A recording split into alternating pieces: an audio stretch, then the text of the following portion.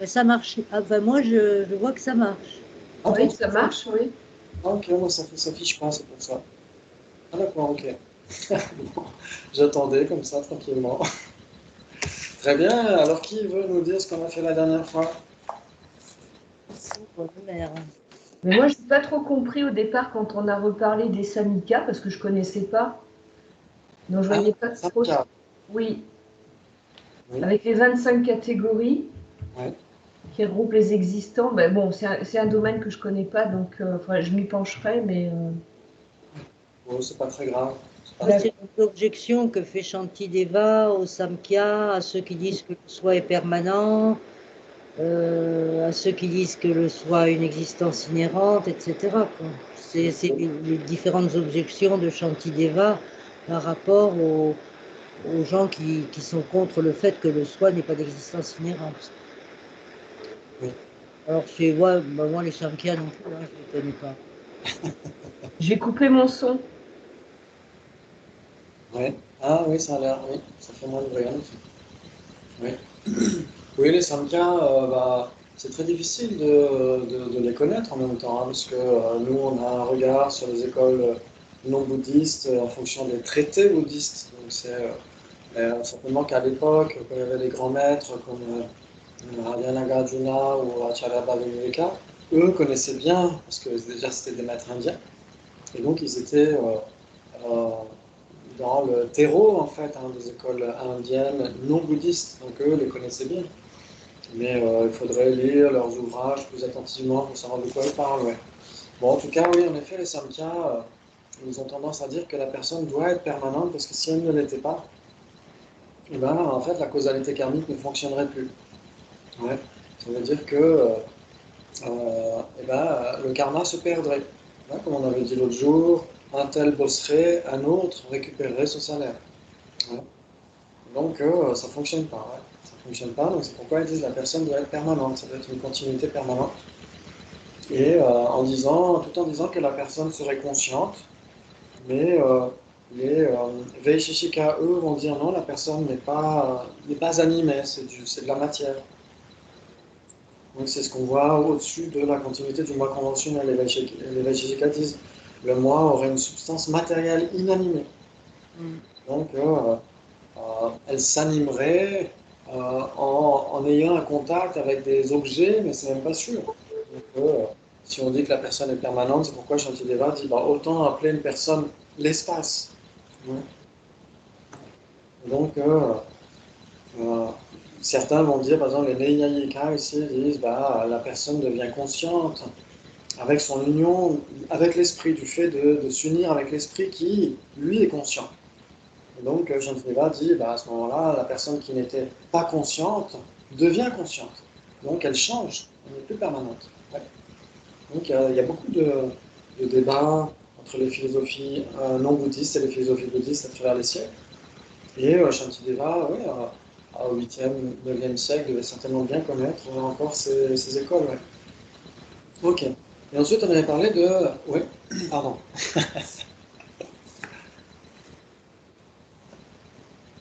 Au micro. C'est bon, ça marche. Ouais. Oui, et c'est pour ça qu'après, on avait évoqué le fait que un existant existe du côté du sujet et pas du côté de l'objet. Ouais. Et, et aussi, on s'était posé la question, euh, si le moi disparaissait complètement, continuellement, celui qui a, par exemple, qui mange le fruit, en fin de compte, qu'est-ce qui en garderait les bénéfices? Et forcément, vu qu'il y a une continuité, c'est d'une façon indirecte, on a pu prouver par A plus B que s'il y a bien une continuité, puisque il y a la personne à l'instant A, la personne à l'instant B, et à l'instant B, elle éprouve encore la saveur du fruit. Oui, tout à fait. C'est ça? Oui, oui, c'est bien ça. Ok. Et que sans continuité, ben, on ne pourrait rien faire en fait, parce que s'il n'y avait pas une continuité, là, vous entendriez, par exemple, la première syllabe de ma phrase, puis une autre personne entendrait la seconde syllabe, puis une autre la troisième syllabe, etc. Et non, rien ne serait intelligible, en fait. ne pourrait pas dire qu'on a lu un livre, par exemple, parce que telle personne aurait lu le premier mot, tel autre le second, tel autre la troisième page, etc., etc. Et donc, on ne pourrait même pas, rien ne serait plus cohérent, en fait. Donc, on doit pouvoir dire qu'il y a une continuité, ouais. Que nous sommes une personne qui a fait un repas, par exemple, qui a mangé un repas, l'entrée, le plat, le dessert. Et donc, il n'y a pas trois personnes, il y a bien une personne, en effet. Donc, ça, c'est intéressant parce que euh, dans un livre, là, je suis en train de relire un livre de la Mayeshe sur le Mahamudra, et il dit qu'il n'y a pas d'existence inhérente de la personne, ni subjectivement, ni objectivement. Donc, je pense qu'il parle d'une manière où c'est une négation totale, tout simplement, l'existence inhérente de la personne et des autres phénomènes. Ouais. Donc, quand on dit que, en effet, les phénomènes existent de manière subjective, en fait, c'est pour suivre un petit peu ce que dit Vénérable Geshe Damdul quand lui il dit qu'il n'y a rien d'objectif, justement parce que ça dépend d'un sujet. Ouais. Mais en effet, le sujet non plus n'existe pas de manière inhérente. Donc, c'est peut-être pour ça que la Mayeshe dit qu'il n'y a pas de soi inhérent ni du côté du sujet ni du côté de l'objet. Ouais. Donc, en effet, il n'y a pas de soi inhérent et il y a malgré tout un soi conventionnel, et ce soi conventionnel doit en effet avoir une certaine continuité. Ouais. Et ça, c'est vraiment intéressant. Ouais. De se dire qu'en effet, la personne d'hier a cessé d'exister aujourd'hui. Et la personne d'aujourd'hui aura cessé d'exister demain. Mais chacune de ces personnes est une instance d'un moi général. Quand on désigne la personne en dépendance de sa semaine, par exemple, ou en dépendance de son mois, de sa vie, de ses continuités d'existence, etc. Donc le simple moi, ça va être la généralité, et chaque instance du moi va être une même nature avec cette généralité. Ouais. Ouais, c'est un petit peu comme ça qu'on essaie d'expliquer les choses. Ouais. Et donc, ça c'est intéressant, cette continuité de moi.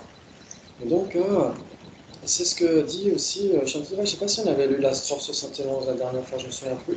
On peut toujours la revoir. Ok. Et donc, Strophe 71-72, Chantilly dit: nous sommes d'accord sur ce point que l'acte et le fruit, donc la causalité karmique, ont un support différent. Ouais. L'acte, quelqu'un cumule un acte il y a 3 milliards de vies par le passé, et quelqu'un d'autre pourrait dire va éprouver le fruit karmique. Ouais. Quand les causes et conditions seront réunies. Là, en parlant de karma, il faut que je fasse attention quand je parle de Ragusa. Parce que quand je parle de Ragusa à Rosemary, ça me donne l'impression que je suis en train de. Comment ça s'appelle? Un moyen de subsistance erroné. Je suis en train d'employer l'insinuation pour avoir du chocolat à l'avenir. Ah, salut Eustache. Donc, comme c'est très malsain, il faut que j'arrête de parler de Ragusa. Salut Eustache. Bonjour, Ça faisait longtemps. Revenons. ça va et vous? Super, très bien. Très bien, on parlait de Ragusa, mais justement, j'étais en train de dire qu'il fallait que j'arrête d'en parler. Ah, du chocolat. Ça tombe bien. Voilà, et on était en train de parler de la continuité, voilà, la continuité du moi, et avec la strophe 71. C'est dans le passage la continuité du moi conventionnel, ouais. Et on a déjà fait la minute de stage avant le stage. Tant mieux, parce que j'avais pas préparé de toute façon. Non, il manque encore des éléments. Oui. Moi, il y a une chose aussi que tu avais évoquée, sauf si tu veux continuer de parler de la strophe 71, et j'aimerais que tu reviennes aussi dessus, où je m'étais posé la question après, c'est comment peut-on définir le contact, le phénomène du contact? Parce que tu nous expliquais l'autre fois que, par exemple, plus on zoome, si on avait un super microscope, on zoomait sur la table, et qu'on arrivait dans les particules de la table, qui sont essentiellement constituées de vide, d'espace, quand commence la table quelque part. Donc le contact, en fin de compte, voilà, ce phénomène-là, comment on peut l'analyser et quand est-ce qu'on peut dire, ça y est, il y a le contact. Tu vois ce que je veux dire? Oui. C'est très difficile à dire si on cherche ultimement, parce que conventionnellement, on est d'accord pour dire que là, par exemple, le pouce et l'index qui se touchent. Ouais. Et donc ça, on peut le ressentir, on se dit tiens, mon pouce et mon index se touchent. Ok. Donc ça, en effet, conventionnellement, tout va bien. Mais si on ne se satisfait pas de cette recherche conventionnelle et qu'on va au-delà, qu'on passe la frontière conventionnelle, est-ce qu'on peut trouver un contact? Donc on zoome, on zoome, on zoome, et on trouve une particule. Imaginons qu'en effet, nous, on a la notion des atomes, avec les neutrons, les électrons, etc. Donc imaginons qu'on plonge dans un électron. Ouais. Et donc cet électron, c'est presque une onde, en fait, hein, d'une certaine manière. Si on cherche vraiment, c'est difficile de trouver où est-ce qu'il est vraiment. Ouais, il faudrait déterminer la localisation exacte de l'électron. Mais en fait, il n'y en a pas vraiment. C'est plutôt une onde, plutôt des probabilités pour la physique quantique. Ouais. Donc, mais imaginons qu'en effet, on observe cette onde et l'onde d'un autre atome. Ouais, l'onde de l'électron en périphérie d'un autre atome. Et donc, est-ce qu'ils se touchent ou pas? S'ils se touchent, à ce moment-là, ça veut dire qu'une partie infinitésimale d'une onde et une partie infinitésimale d'une autre onde occupent le même endroit. Et donc, ça veut dire que ça devient la même particule infinitésimale. Et s'ils ne se touchent pas, il y a un espace entre les deux. Donc, il n'y a pas de contact non plus. Ouais. Ça, c'est intéressant parce que moi, je m'étais posé la question il y a déjà il y a quelques années maintenant. Parce que quand j'adorais les bandes dessinées. Je vais vous dire encore, mais où est-ce qu'il va nous emmener? Donc, par exemple, on pouvait voir la délimitation d'une main, par exemple la main de Mickey ou la main de Donald, avec un trait noir. Donc, c'est la délimitation entre ce qui est la main de Mickey et ce qui n'est pas la main de Mickey, ouais, l'extérieur. Et donc, je me posais la question, donc j'essayais d'appliquer ça à notre vie quotidienne. Où est la délimitation de la table, par exemple? Il n'y a pas de trait noir parce qu'on n'est pas dans une bande dessinée. Mais où est la délimitation de la table par rapport à ce qui n'est pas la table? Si on zoome vraiment. C'est très difficile à trouver, là. Une séparation entre la table et l'espace. Ouais. Parce que le bord de la table et l'espace, est-ce qu'ils se touchent ou pas? Ça revient au même.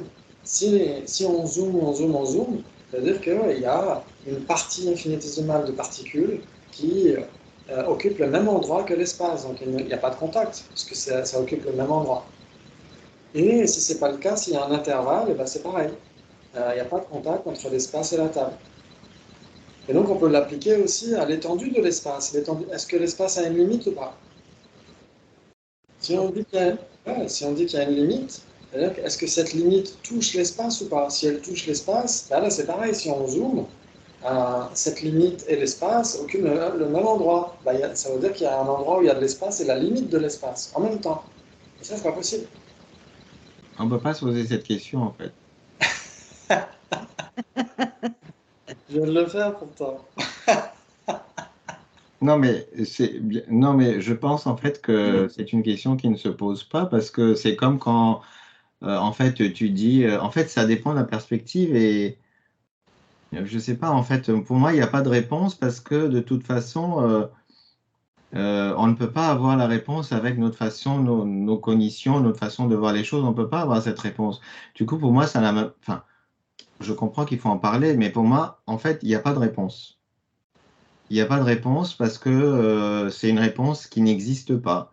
Comme est-ce qu'il y a une limite à l'espace? Je pense que ça ne sert à rien de se poser la question parce que de toute façon, on n'aura pas la réponse.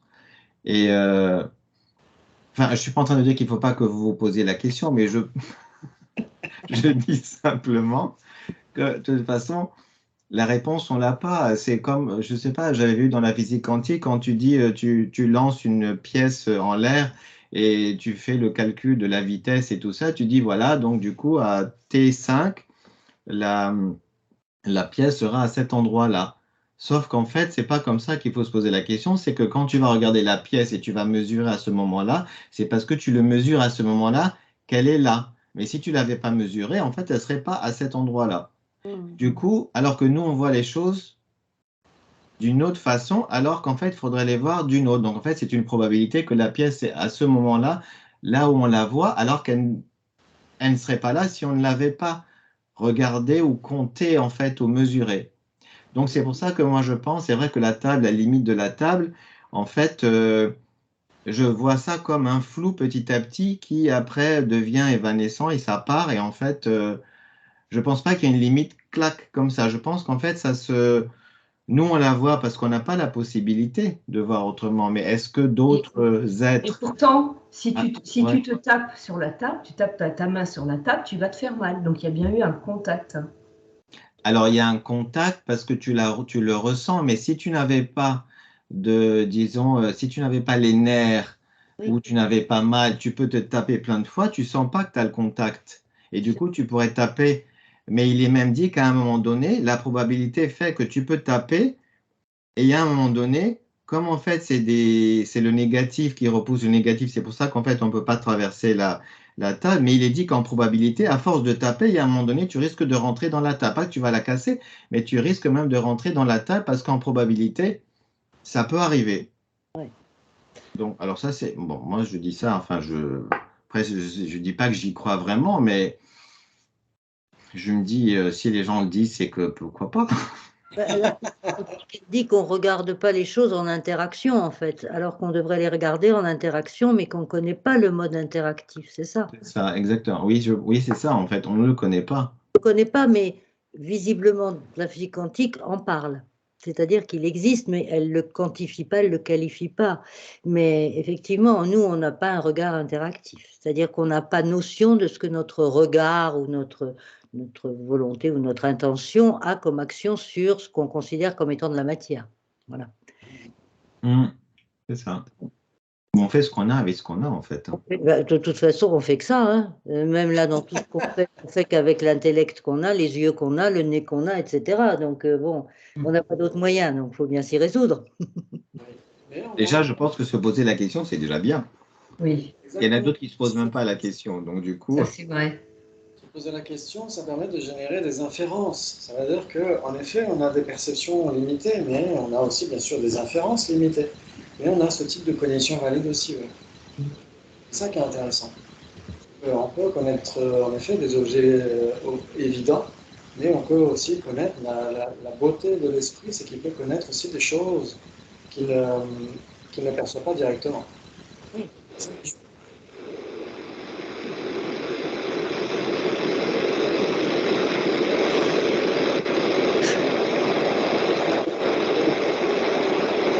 Ah, on t'entend plus.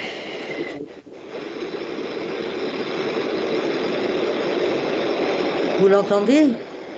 Dominique, c'est ton radiateur. Voilà, c'est ton radiateur. Tu dois avoir un radiateur d'avion sur ton ordinateur. Ok. N'hésitez pas à ouvrir le micro hein, pour interagir, forcément, c'est très important. Ok, ouais, en effet. Et moi, je m'étais posé cette question-là, ouais, est-ce que l'espace a une limite ou pas? Parce que si on dit qu'il a une limite, bah, cette limite, elle doit occuper de l'espace. Si elle n'occupe pas de l'espace, c'est pas une limite. Et si elle occupe de l'espace, bah, c'est pas une limite de l'espace non plus. Ça veut dire que l'espace imprègne cette limite. Donc, c'est pas sa limite. C'est intéressant, ouais. C'est peut-être un peu tiré par les cheveux, mais c'est intéressant de voir où est-ce qu'on peut trouver quoi que ce soit dès l'instant où on ne se satisfait plus d'une simple recherche conventionnelle. Ouais. Donc en fait, il est impossible de trouver quoi que ce soit.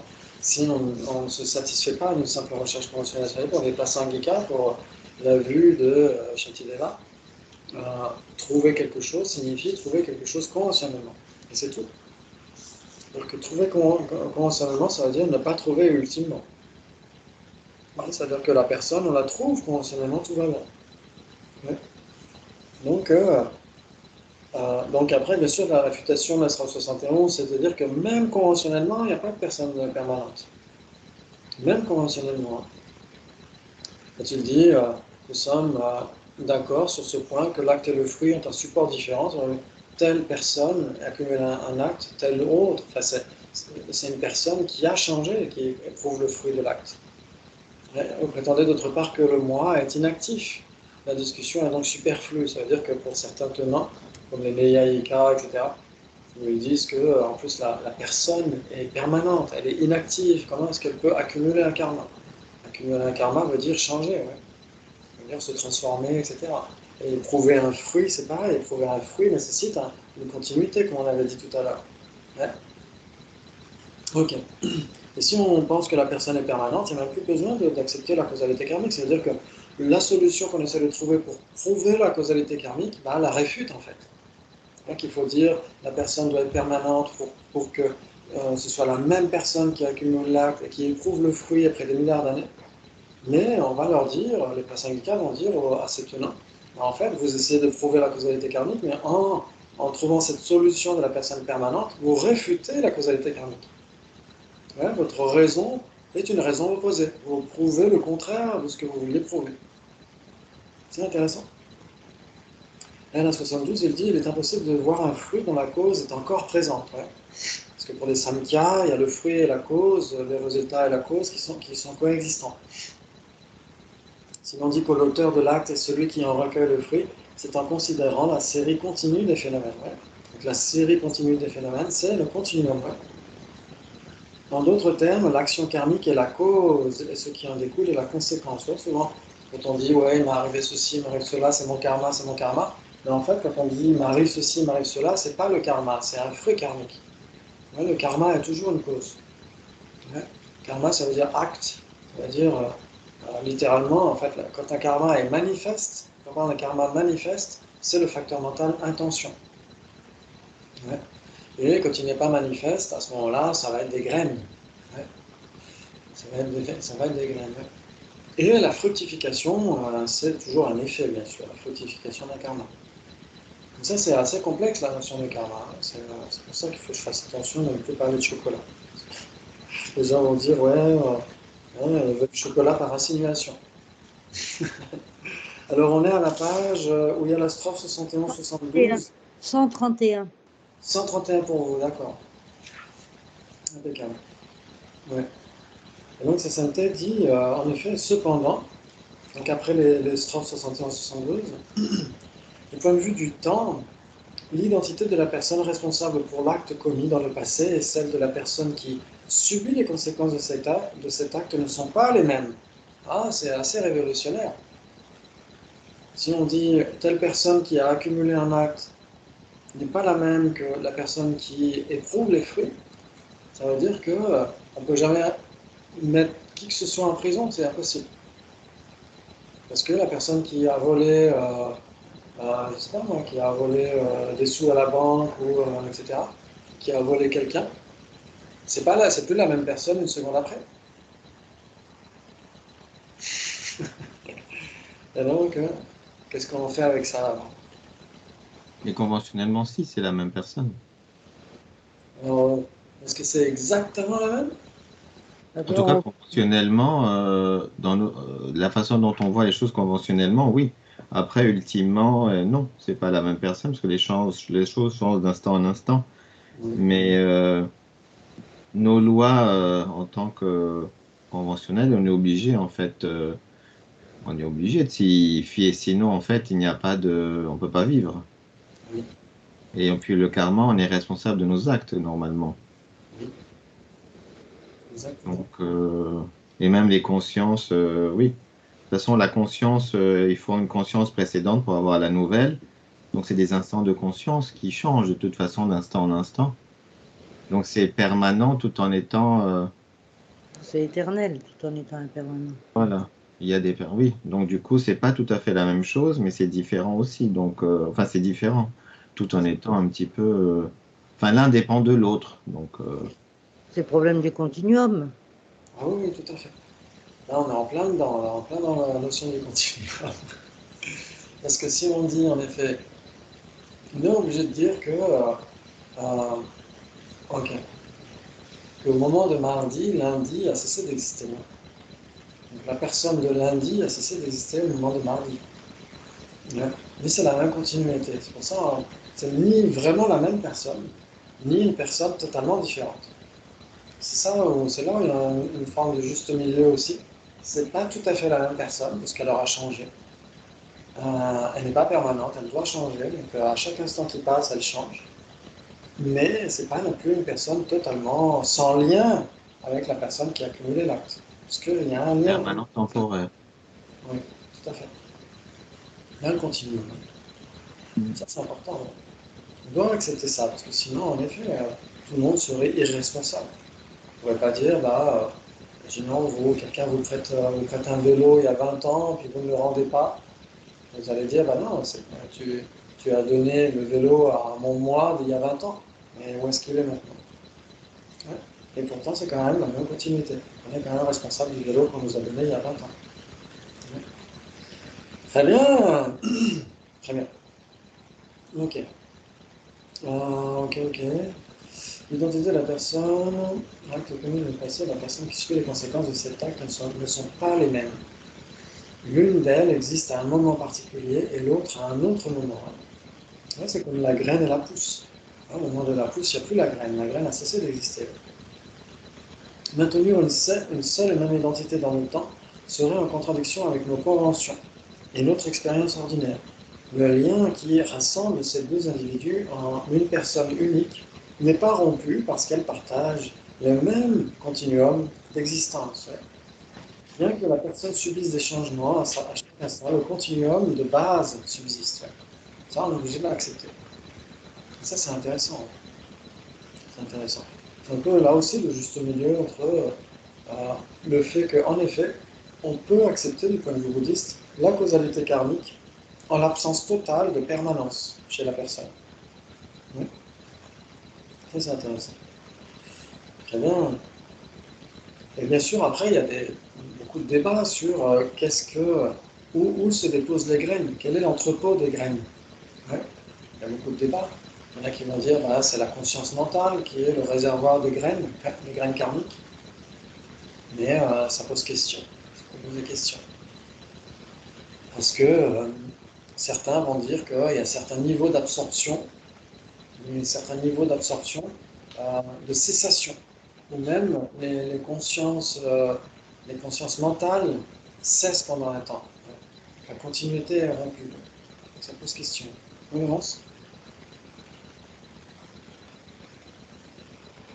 Voilà, c'est bon. La dernière fois, tu avais parlé justement d'un corps grossier qui lui était fini et qui existe, qui subsiste. Enfin, tu avais parlé d'un corps qui subsistait et qui était porteur du continuum. Tu avais évoqué ça, je pense, la dernière fois, si je ne me trompe pas. Alors, en fait, c'est que le corps grossier tel qu'on l'a là, bien sûr, on le perdra dans longtemps, j'espère, mais on perdra. Mais du point de vue, en tout cas, oui, du point de vue des tantras surtout, on dira que n'importe quelle conscience est associée à une forme. Et donc cette forme, c'est ça le corps, en fait. C'est-à-dire que quand on est dans l'état intermédiaire, on a une forme subtile. Donc cette forme subtile, c'est ça le corps qui accompagne la conscience dans l'état intermédiaire. Et dans n'importe quel système, on pourrait dire, ouais. Dès l'instant où on accepte le point de vue du tantra, on va dire qu'il y a les souffles subtils qui accompagnent les consciences, et donc ces souffles subtils, c'est ça qui va être désigné le corps, même si ça ne ressemble pas nécessairement à un corps tel qu'on le connaît. Mais on va dire qu'il y a nécessairement la conscience et la forme qui accompagnent cette conscience. Ouais. Après, dans le sans forme, on pourrait dire qu'il y a la potentialité du corps. Dans ce cas-là. Mais les tantras vont dire que même dans le sans forme, il y a un corps subtil, parce qu'il y a les souffles subtils qui sont là, qui accompagnent la conscience subtile. En effet. Donc c'est pourquoi on a toujours un corps et un esprit d'une certaine manière. Même si le corps qu'on a n'est pas toujours aussi matériel, aussi grossier que celui qu'on a par exemple maintenant. Mais en effet, dans l'état intermédiaire, c'est un corps mental, par exemple. Donc c'est pourquoi, dans ce cas-là, les prasanghikas vont dire si c'est de la forme, c'est pas nécessairement de la matière. Alors que pour les autres écoles, ils ont tendance à accepter, surtout chez les Autrantikas, forme égale matière. Et chez les prasanghikas, pas nécessairement. Donc on parle d'une forme qui accompagne la conscience. Par exemple, chez les Bouddhas, c'est leur esprit qui prend la forme, une forme particulière. Cette forme n'est pas de la matière, mais c'est de la forme. On va dire que ce serait de la matière subtile alors à ce moment-là. C'est le souffle subtil qui prend cette forme-là. Pourquoi pas? C'est le souffle subtil qui permet qu'une conscience prenne une forme particulière. Donc là, on est parti dans les sphères très élevées des tantras.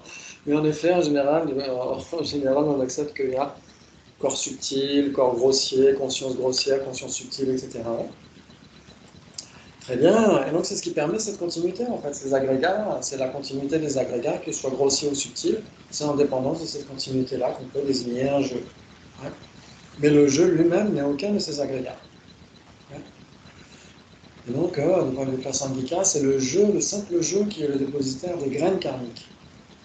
Donc, c'est assez difficile à accepter. Mais pour les Prasangika, ils vont dire que c'est pas nécessairement la conscience qui est le dépositaire, ça peut être la conscience au sens temporaire, mais au sens, au sens sur le long terme, c'est la désintégréité.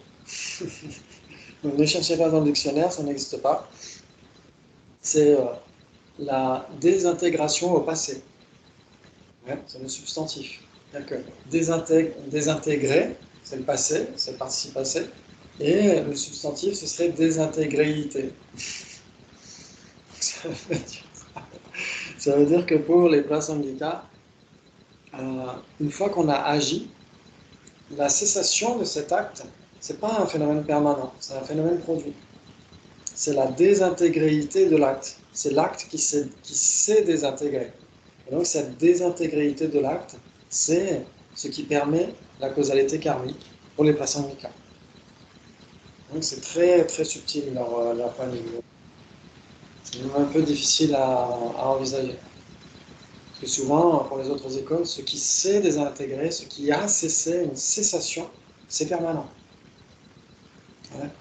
Une cessation, c'est permanent. Par exemple, il n'y a plus de thé dans ma tasse. Le thé a cessé dans la tasse. Cette cessation du thé dans la tasse, la plupart des écoles vont dire que c'est permanent. Mais les Prasangika vont dire que c'est produit. Et si c'est produit, ça engendre des effets. Par exemple, on peut mourir de faim. La faim, c'est quoi? C'est l'absence de nutriments dans le corps, on peut dire l'absence d'aliments dans l'estomac, etc. Et cette absence, dans ce cas-là, elle peut engendrer le décès. Et donc, si ça peut produire le décès, et là, c'est impermanent. Donc, il y a un phénomène permanent de produire quoi que ce soit. Ouais. Et donc, pour les Prasangika, la désintégréité, c'est une fois qu'on a accompli l'acte, il y a une trace qui demeure, il y a un petit peu comme quand vous remuez de l'eau à la surface d'un lac, il y a des tourbillons après, il y a des vortex. Ouais. Et ces vortex, votre acte est terminé, vous avez remué l'eau et c'est terminé. Vous vous abstenez maintenant de remuer l'eau, et il y a encore une inertie à la surface de l'eau. Et c'est un petit peu ça, c'est un petit peu, une fois qu'on a terminé d'agir avec une intention particulière, etc., qu'on a les voies karmiques complètes, etc., une fois qu'on a terminé d'agir, c'est cette désintégréité de l'acte qui va ensuite engendrer des fruits, parce que cette désintégréité, c'est un néologisme, hein, ça n'existe pas en français. Il faudrait l'inventer. Cette désintégréité est produite et donc elle est impermanente. Et donc on pourrait dire qu'en effet, ça se trimballe dans les agrégats de la personne, etc. etc. Le simple jeu. Ouais. C'est l'un des points difficiles du Prasangika Madhyamaka, l'un des points subtils.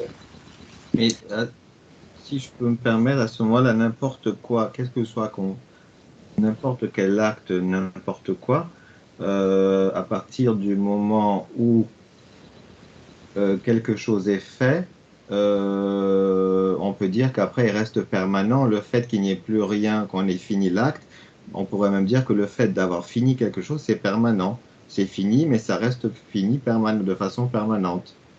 On pourrait dire que c'est fini de manière définitive. C'est-à-dire que une fois que c'est passé, on ne peut plus revenir dans le passé en fait. Même les Bouddhas ne peuvent pas revenir dans le passé. Donc une fois que c'est passé, c'est passé. Donc c'est définitif. Mais dans les Prasangika, ils vont dire que l'absence d'un acte, le terme d'un acte peut en effet être produit, peut en effet engendrer des effets. Ouais. Bien sûr que là, si on parle des fruits karmiques, il faut qu'il y ait une voie karmique complète, pas simplement un acte, mais un acte accumulé. Il faut qu'il y ait une accumulation d'un karma pour que ça donne des effets karmiques, des fruits karmiques, etc. Il faut qu'il y ait une voie karmique complète, il faut qu'il y ait un objet, une intention particulière, etc., la préparation de l'acte, la conclusion de l'acte. Donc s'il y a une voie karmique complète, dans ce cas-là, oui, ça donnera des effets. Et au travers de cette désintégréité, ouais, exactement. Et l'acte, une fois que l'acte, lui, est terminé, le terme même, la fin de l'acte, la cessation de l'acte, cette cessation elle-même, cette absence de l'acte, elle est permanente. Mais c'est compliqué. C'est compliqué parce que la cessation elle-même, les prasangika vont accepter que les vraies cessations sont permanentes. Hein. Que le voile, l'absence des voiles dans l'esprit d'un Bouddha, etc., ça c'est permanent. Hein. Mais la désintégralité, c'est impermanent. Donc ça veut dire qu'une fois qu'on a agi, eh ben, il y a une rémanence, il y a quelque chose, il y a comme un vortex, comme une inertie qui est là. Et le fait d'avoir cessé l'acte, eh ben, ça c'est impermanent. C'est la désintégration au passé. Ouais. C'est Shikpa en tibétain. C'est pas Jipa. Jipa, ça veut dire désintégrer mais au présent. Là, se désintégrer. Ouais. Et là, c'est Shikpa en tibétain. C'est ceux qui savent désintégrer. Ouais. Donc, pour les prasangika, c'est ça qui explique la possibilité d'avoir des fruits karmiques, même dans des milliards d'années, même si, dans certains cas, il peut arriver que la conscience mentale soit inopérante. Dans certains types d'absorption particulières, même la conscience mentale est interrompue pour ces différentes écoles. Donc, si on dit que les graines karmiques reposent dans la conscience mentale, c'est là où ça peut poser problème. Parce que cette conscience mentale est interrompue à certains moments. Et donc, comment est-ce qu'on pourrait expliquer la poursuite des karmas? Donc, c'est pour ça que certains Chittamatans vont dire bah, il y a la conscience base de tout. Comme ça règle le problème. Il y a la conscience base de tout. Elle, son boulot, c'est d'être le réservoir des graines karmiques. Et comme les prasangika, en tout cas tels qu'ils sont interprétés par les Gelupa, n'acceptent que 6 groupes de conscience, n'acceptent pas la conscience base de tout, et ils acceptent que dans certains cas, en effet, il y a une discontinuité de la conscience mentale, en tout cas une conscience mentale grossière, j'imagine. Et bien, ils disent qu'en effet, ce qui permet la causalité karmique, c'est cette désintégralité. Tous ces vortex qu'on fait quand on a agi de manière très intentionnelle, en faisant bien attention, en étant méticuleux, etc., quand il y a bien l'objet qui est là, etc. Donc, au moment où on agit, c'est impermanent. Et une fois qu'on a terminé cet acte, ça engendre quelque chose, ça va produire quelque chose. Ouais, c'est intéressant, mais c'est compliqué. Est-ce que ça veut dire que le passé, en fait, il est permanent, mais le passé n'existe pas aussi? Parce Ouais. qu'une fois que le passé est passé, en fait, on ne peut pas revenir en arrière parce qu'il n'existe pas, et on peut pas aller vers le futur parce qu'il n'existe pas encore. Du coup, les deux, ben, ils n'existent pas parce que quand c'est passé, ben, en fait, ce n'est plus là. Donc, du coup, on n'est que dans l'instant présent. Et même l'instant présent, on ne peut pas le couper et dire ça, c'est l'instant présent parce qu'à un moment, on le dit, c'est déjà passé. Et le passé n'existe pas. Et d'un côté, le passé, on ne peut pas l'altérer. Donc, ça veut dire que le passé, tout en n'existant pas, il est permanent aussi. Ça devient Alors, compliqué. ouais, certains vont dire que le passé et le futur sont permanents, mais normalement, pour les prasangika, c'est impermanent. Et pour les vaibhashika aussi, d'ailleurs, je crois. Donc, c'est impermanent. Pourquoi? Parce que le passé devient plus grand au fil du temps, au fil du temps qui passe. Hein. C'est-à-dire que la semaine qui est passée, par exemple, imaginons, ou le dimanche qui est passé, là, le dimanche qui est passé, à 21h42, il est passé, et après il sera passé à 21h43, etc. Donc ce passé se grandit d'une certaine manière, ça croît, non? Oui, mais si tu prends une photo à un moment donné et tu restes là, il ne grandit pas. Il va rester. Ouais, Alors c'est par rapport à la perspective de maintenant qu'il grandit, mais si tu le prends là, à l'instant présent, et tu le... En fait, c'est par rapport aux perspectives, mais du coup, oui, là, je suis d'accord, en fait. Enfin, c'est pas une chose, je suis d'accord, c'est pas ma compréhension, je veux dire. Euh, mais au moment où c'est par rapport, si on prend une base de référence, oui, en fait, on s'éloigne, donc finalement, c'est impermanent. Mais si on prend quelque chose qui est arrivé à un moment donné, même si c'est dans le passé, ça, tu peux pas l'enlever. L'acte lui-même, il est permanent, il restera, en fait. l'acte en lui-même, au moment où il a été produit, Oui. quel que soit l'acte, en fait, il va rester parce qu'il a été produit, ça, tu ne peux pas l'altérer. Mais la référence par rapport à cet acte-là au niveau du temps, oui, il va changer. Mais sinon, lui, on pourrait dire qu'il est permanent alors que, il a été produit. Voilà, je m'enfonce là.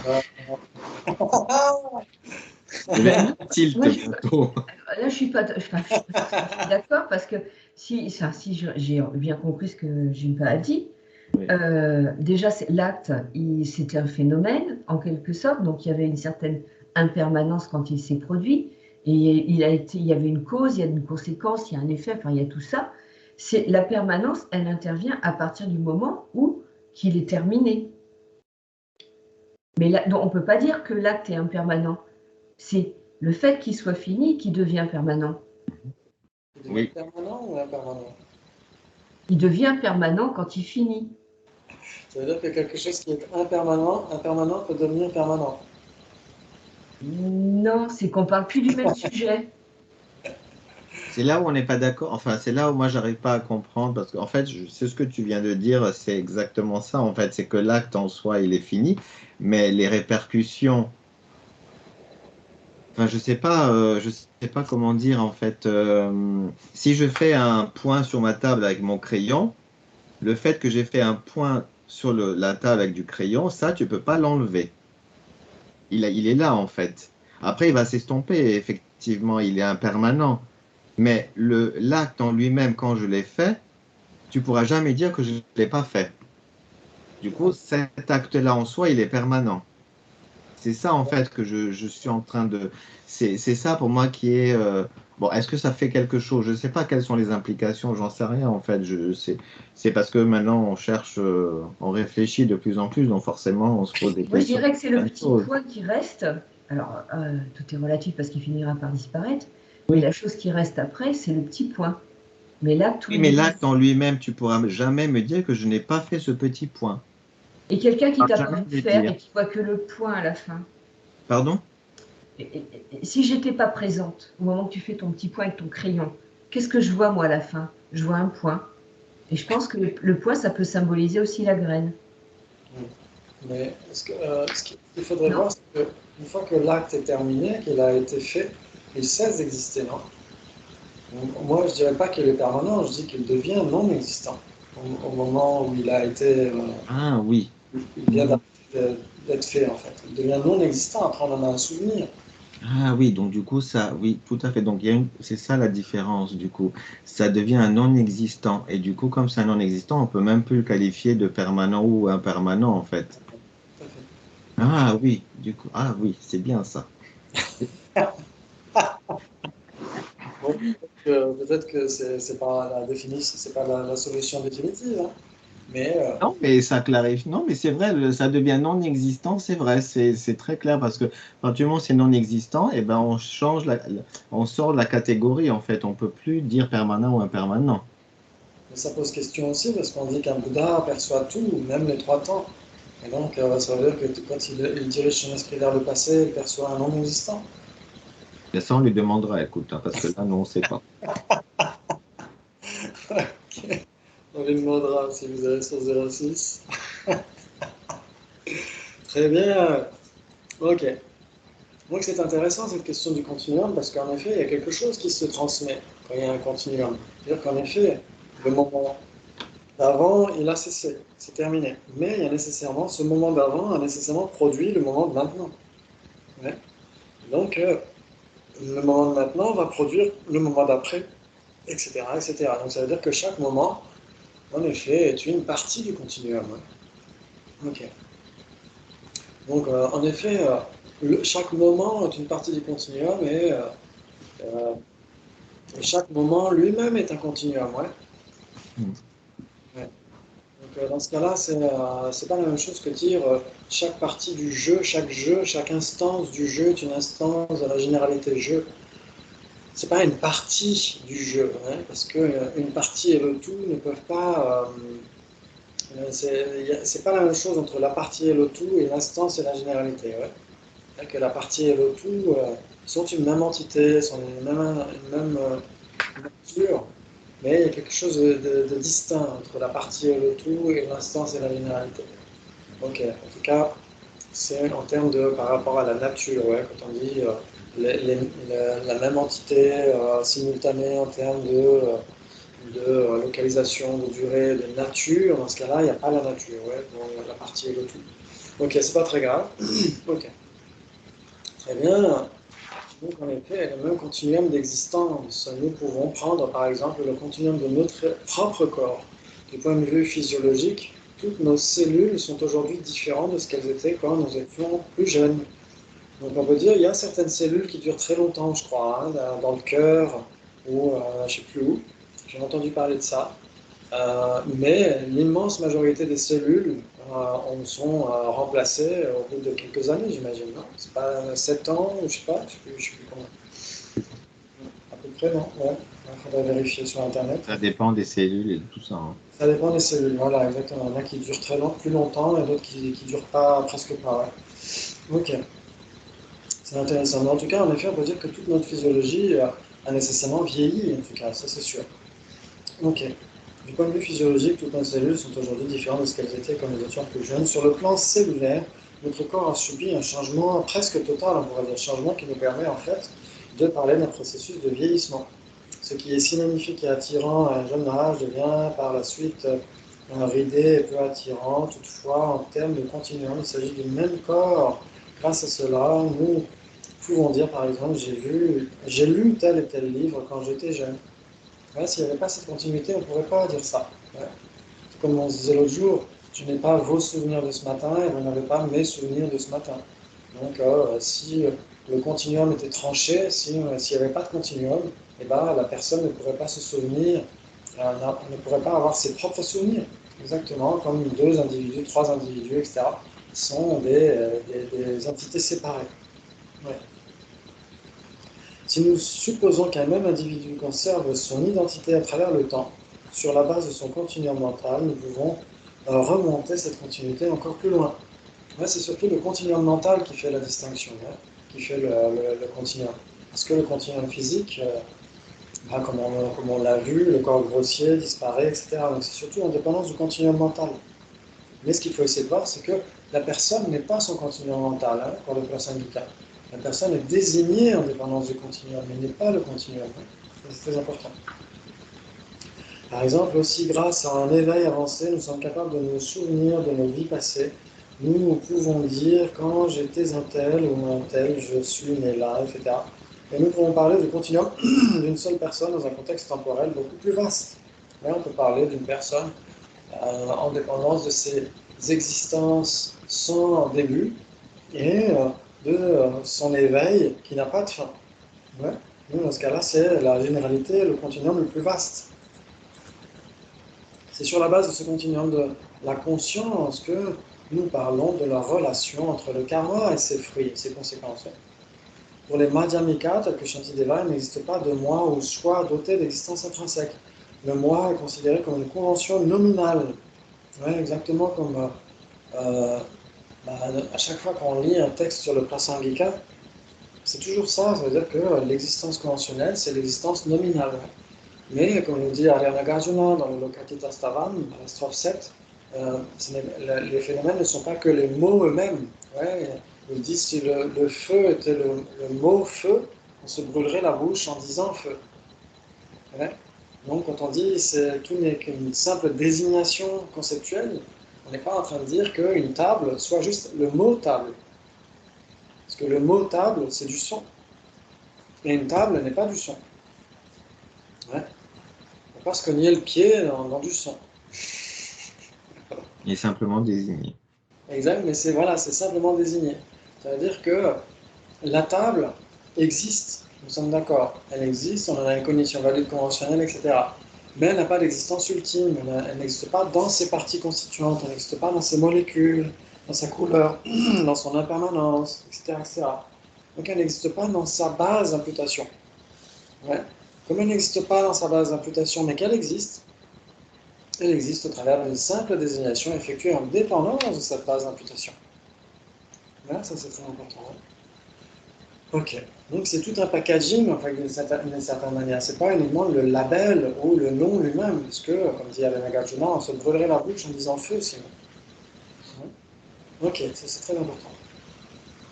Très bien. Ok, de ce point de vue, nous pouvons parler de différents aspects du moi. Par exemple, nous pouvons parler du moi issu d'une vie précédente, qui est le même que le moi de la vie présente. Donc le même, ça veut dire quoi? Ça veut dire que le moi de la vie passée est une même entité avec le moi général, et ce moi général est une même entité avec ce moi actuel.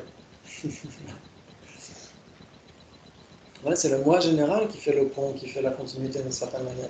Et cette continuité ne pourrait rien faire sans ces instances respectives. Ouais. Donc il y a une interdépendance entre la généralité et ces instances. Et ces instances, en fait, ça veut dire que le moi, quand on parle de la séquence du moi, des différentes instances qui constituent le moi au fil du temps, moi, en fait, cette généralité moi, euh, elle n'est une même entité qu'avec une seule instance à chaque fois. Parce que toutes les instances passées ne sont plus, et toutes les instances à venir ne sont pas encore. Donc il n'y a que l'instant présent qui existe. Et comme dit Eustache, si on franchit la frontière conventionnelle, on ne trouve même plus le présent. Donc là, on parle uniquement au sens conventionnel, mais si on cherche vraiment, parce qu'il y a beaucoup de gens de nos jours qui disent, par exemple, moi j'ai déjà vu ça sur Facebook ou ailleurs, où les gens ont des questions existentielles, et la seule réponse qu'on leur donne, c'est reste dans l'instant présent. Donc il y a des gens comme ça qui sont parfois légèrement tombés dans une forme de paresse intellectuelle. Et à chaque fois qu'on a une question existentielle, il ne faut surtout pas aller chercher tout ça, il faut rester dans l'instant présent. Mais si on leur pose la question, il est où cet instant présent en réalité? Impossible à trouver. Impossible à trouver. Le temps n'existe que pour nous, hein, de toute façon. Un animal ne sait pas ce que c'est que le temps. Voilà. Le temps, c'est nous qui l'avons créé parce que voilà, mais sinon, est-ce que le temps existe réellement? On ne sait rien en fait. C'est nous Rien qui n'existe. conventionnellement avons dit des choses. C'est le cheminement en fait, mais du coup, ça se pose aussi hein, comme question. Oui. Mais ça veut dire que rien n'existe réellement. Hein. Ça veut dire que rien n'existe de son propre côté, de manière ultime, absolue, etc. C'est ça que ça veut Même dire. le temps. Même le temps. Ouais. Le temps n'existe pas réellement de son propre côté. Ouais. Il y a le temps, il y a le temps ressenti aussi. Par exemple, il y a certains animaux qui peuvent ressentir le temps qui passe, hein, quand leur maître est parti bosser toute la journée, euh, ou, s'est éloigné pendant longtemps. Par exemple, des fois, je regarde des vidéos sur YouTube, je chiale à chaque fois. C'est des animaux qui retrouvent leur maître ou les personnes qui les a éduqués après des années d'absence et tout. C'est très beau, c'est magnifique. Ok. Séquence nostalgie. Et en effet, c'est beau. Et en fait, on voit que ces animaux, ça peut être des chimpanzés, ça peut être des chevaux, ça peut être plein d'animaux différents, des lions, etc. Et c'est beau, quoi. Ils voient en effet qu'ils se souviennent des personnes. Et s'ils font la fête, c'est que justement, ils se rendent compte du temps qui est passé, non? Parce qu'il y a le temps ressenti, par exemple, mais c'est pas nécessairement le temps qui passe, parce que par exemple, il y a eu des scientifiques qui ont fait ces recherches sur le sommeil, par exemple, qui ont vécu dans une grotte pendant quelques temps, pendant quelques mois, je crois, je ne sais plus. Et au lieu de faire des nuits entières, ils ont fait des quarts d'heure de sommeil. Quart d'heure de sommeil, etc., entrecoupés par des heures de veille, quart d'heure de sommeil, etc. Donc, c'est-à-dire que le temps n'est plus ressenti de la même façon. Donc, c'est le ressenti, en fait, du temps. C'est pas vraiment le temps qui passe, parce que s'ils ont une montre avec eux, ils savent quand même le temps qui est passé. Ouais. Donc c'est pas la même chose. Le temps ressenti, par exemple, quand on est dans la salle d'attente du dentiste, le temps n'est pas ressenti tout à fait de la même façon que quand on est à la plage. Mais le temps, en fait, après, je suis en train de lire un livre là sur le temps d'une dame qui s'appelle Iselin, et c'est vrai qu'elle, elle a une autre approche du temps, pas de façon linéaire. J'ai pas encore bien compris. Elle a une approche plutôt verticale de ce que c'est que le temps. Du coup, j'arrive pas encore trop à comprendre, mais elle a une autre vision des choses, que le temps, nous, on le met en tant que passé, présent, futur, mais que peut-être c'est pas tout à fait comme ça qu'il faudrait le voir. Bon, après, moi, j'en sais pas plus, hein, mais en tout cas, il y a une autre peut-être façon de voir les choses que nous, parce que nous, on l'interprète de cette façon-là, parce que on le comprend, et puis, mais voilà, est-ce qu'il y a peut-être une autre façon de voir les choses? Je sais pas. En tout cas, voilà, il y a des idées comme ça. Ouais, sûrement, par exemple, les Bouddhas, eux, ils voient les trois temps en même temps. Oui. Encore une chose à demander. Mais même la nature, elle peut te faire voir de façon circulaire. Si tu regardes le cycle du soleil, le cycle des saisons, etc., ça peut être aussi vu de façon circulaire, le temps. Oui, oui, oui. Oui, mais le temps ici n'est pas le même que si tu vas sur Saturne ou Mars Oui, ou tout à fait. donc Non, c'est mais ça, c'est compliqué. le Enfin, temps linéaire, nous, c'est notre convention, le temps linéaire, mais je veux dire, on peut le voir de différentes façons. Oui. c'est ça, ouais. Il y a la théorie des cordes où là, on peut dire par exemple que le passé et le futur se mélangent un peu. Donc c'est un petit peu franchir la recherche conventionnelle, la théorie des cordes. C'est-à-dire qu'est-ce que vraiment, comment est-ce qu'on peut trouver vraiment le truc en réalité de son propre côté. Et là, on ne trouve plus. On trouve plus de passé, présent, futur. Hein. Si on zoome trop, on ne trouve plus. Ouais. Exactement. Mais je pense qu'on est obligé de comprendre tout ça pour accéder à autre chose. On est obligé d'avoir des bases en fait, parce que si on n'a pas les bases, en fait, moi je vois ça comme ça, c'est-à-dire je pense qu'on est obligé de comprendre tout ça pour à la fin comprendre qu'il n'y a rien à comprendre. Mais il y Moi, a je rien pense que à c'est voir. à peu près ça, en fait. C'est qu'on est obligé d'aller comme ça parce que, on n'a pas le choix pour accéder, en fait, de quelque chose qui est ultime. Et ben, en fait, on est obligé de comprendre qu'à la fin, ben, il n'y a rien à comprendre. C'est que les choses sont comme ça et que, en fait, ça sert à rien de chercher. Mais on peut pas en arriver là parce que sinon, c'est trop bête de dire qu'il n'y a rien parce que, enfin, c'est trop simple. Donc, je pense qu'il faut vraiment comprendre énormément de choses pour arriver et à la fin, bah, qu'il n'y a rien à comprendre. C'est ça que je dis, ne rien voir à la vraie vue. Exactement. C'est ça, qu'il y a peut-être les choses sont, en fait, les choses sont finalement bien plus simples, mais qu'elles sont tellement simples qu'en fait, on les voit pas. Et là, le temps est passé déjà, il est déjà 22 heures, et en plus je peux avoir de Wi-Fi. Donc en tout cas, merci. Ah, Ah, il est figé. ça y est. Ah, ça y est. Oui. Bon, ben, Bon, ben, à Bon, ben, bonne soirée bonne à soirée, prenez soin de tous. À vous. la À semaine prochaine. la prochaine. Hein. Bye bye. On raccroche là? ouais. Bon. Ah, Non, alors. il est pas revenu, hein. Bon, ben, allez, bonne soirée.